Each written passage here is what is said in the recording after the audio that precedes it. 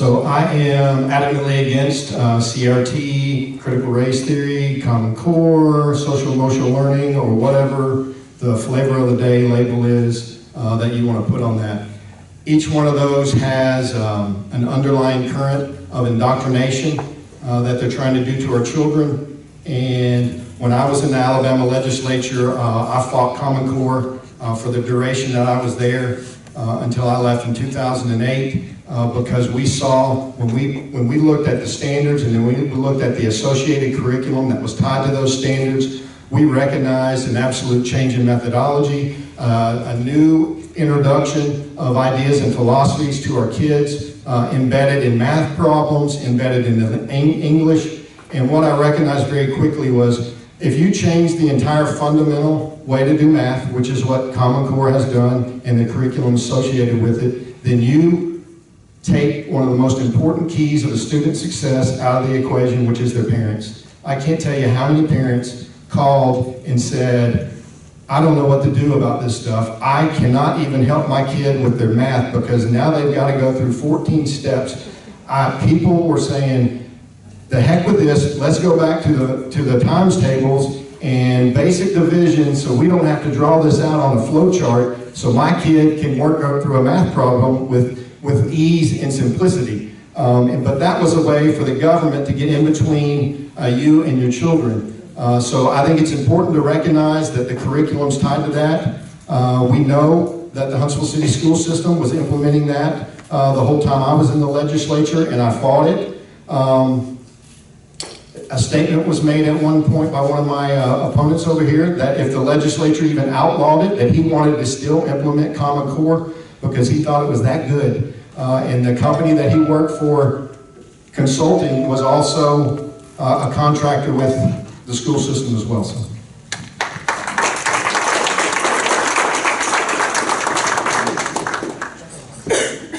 So do I get a minute and 2 minutes to rebut that?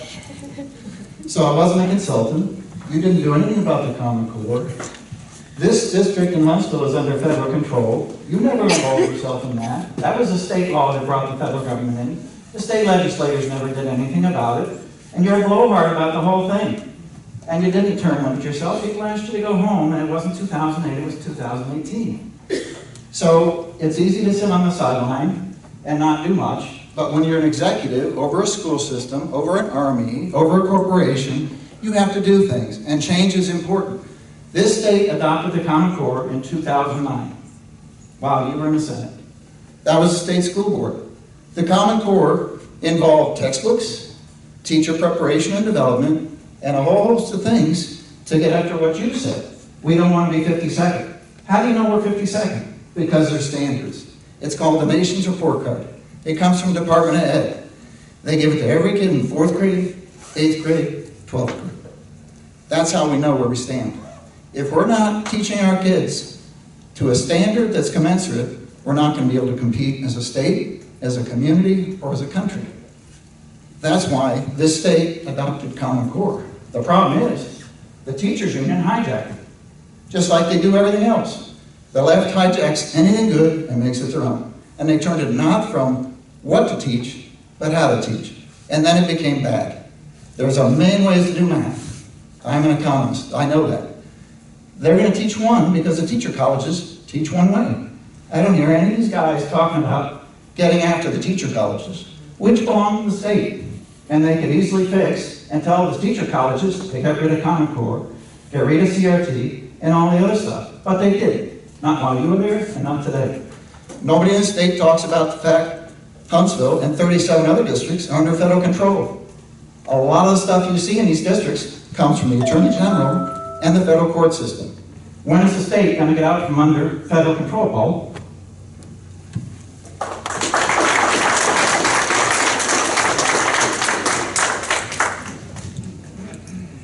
So, for starters, I actually grew up under the Common Core system, but my teachers were brave enough to stand up against it.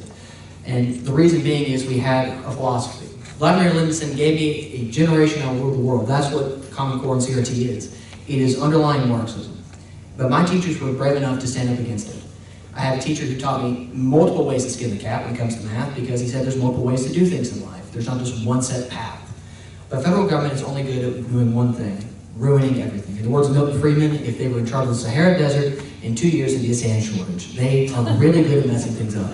So when it comes to simple truths, teachers should be the ones who are writing the legislation concerning education, because our teachers are the ones who are training the next generation of Americans to be our beacons of hope, to be our next innovators, to be our next revolutionizers in any industry, given it from agricultural to electronics and tech.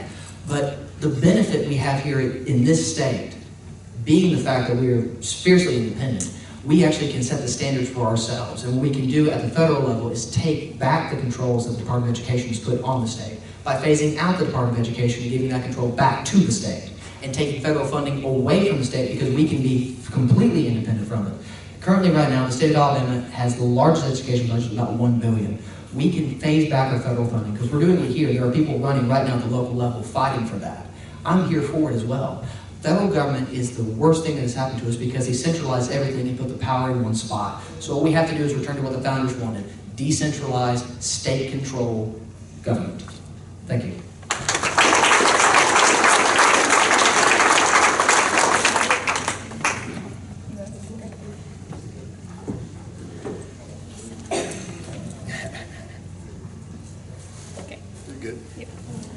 So, well, what I did was I sponsored a bill to eliminate Common Core, and I fought the leadership of the Republican Party to put it on the floor of the Senate, and I voted for it every time it got put to the floor. And if it got out of the Senate and it went to the House, then the leadership in the House would refuse to put it up for a vote, and so we have to fight the leadership of the Republican Party. And I'm not sure if I just heard a dissertation on how crappy Common Core is or how great it was, but I'm not the one that said if the state outlawed it that I'd still implement it. That was him. So I fought it because I was listening to the parents that were having to deal with the curriculum and their kids inside the school system, and I was trying to be proactive. When I went into the legislature, I believe we were ranked around 35 or 36 nationally. Common Core was implemented in 2010, and since then, I've watched our school systems drop from a national level. To me, that's sad.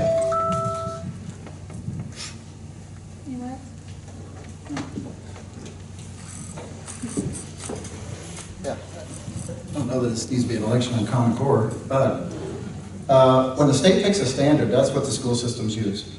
If you change the standard, you throw out all your trend lines, which education loves. They do a restart about every 3 years, and that way you never know if you're making headway.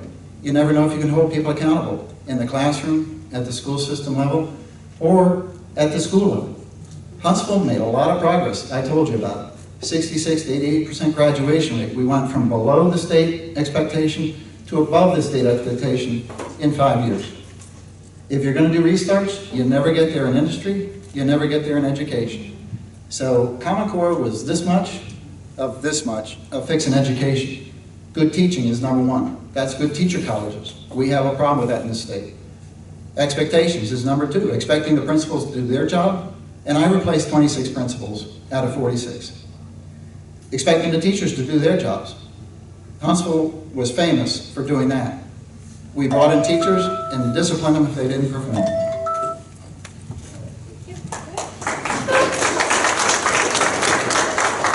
I'm not sure if we're going to get another question on education, and also I'm going to jump in here. I did work under Casey Wardinsky. He didn't know me, I don't believe, but it's easy to talk, Casey, about increasing graduation from 66 to 88% when I get an email from my principal that says we can't give our kids zeros, that we have to give them extended amount of time to turn in work. Can you imagine what kind of behavior you're giving and instilling in your kids? Those same kids that are voting now in our constitutional republic, the kids that believe that everything should be even play, that your hard-earned money should be taxed so that we can level the playing field? Yes. We were told that you couldn't give zeros. We had to have a limited amount of time. And when you fire a number of teachers and you increase class sizes, you're going to cut the budget. Absolutely.